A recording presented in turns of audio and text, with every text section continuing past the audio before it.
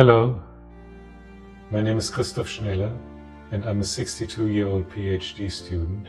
What has interested me for a long time is exceptional doctors. Because if you're about to have a life or death operation or even just a major operation, would you like to have an exceptionally good surgeon? Or you are a medical student, would you like to have an exceptionally good doctor as a teacher? Or you have an illness that doesn't go away and you have seen several or even many doctors. Would you like to see an exceptionally good doctor, one who has helped similar strange cases like yours?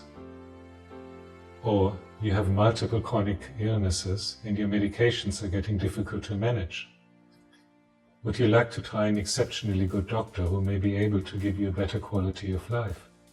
We found on looking that one question is whether exceptionally good doctors even exist. There is certainly no systematic research that knows what defines an exceptionally good doctor, identifies such doctors, and then makes use of such doctors to improve medical standards. In fact, we did 2 systematic reviews asking a much more basic question. Are there differences between doctors or physicians in their patients' physical health outcomes even after accounting for all known variables? In other words, are there differences between doctors after accounting for hospital effects, patient risk factors, and even after accounting for all known data about doctors, such as their experience or education? Because to have exceptionally good doctors, you need to have a difference between doctors in the first place. And we found in the systematic reviews that the answer was yes. There is a doctor's or surgeon's effect after accounting for all known variables.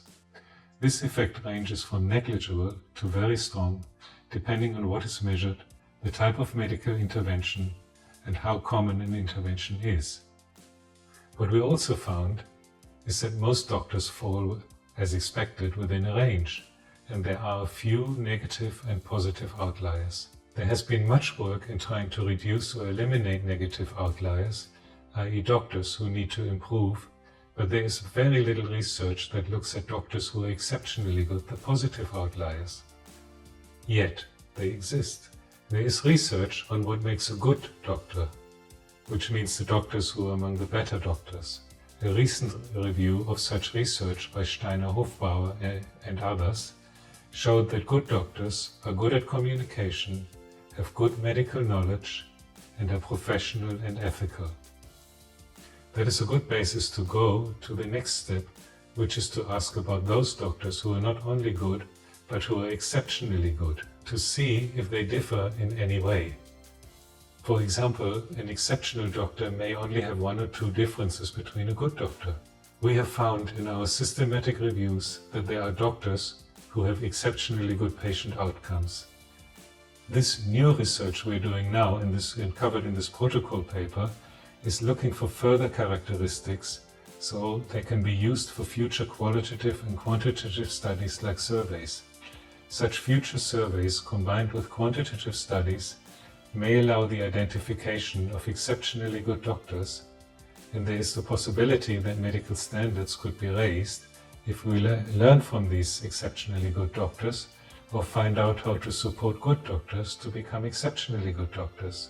We recommend that you review our protocol paper to see how we are going about finding out what makes an exceptionally good doctor. We have started with the interviews and they're going very well. Very interesting feedback from the doctors. Thank you.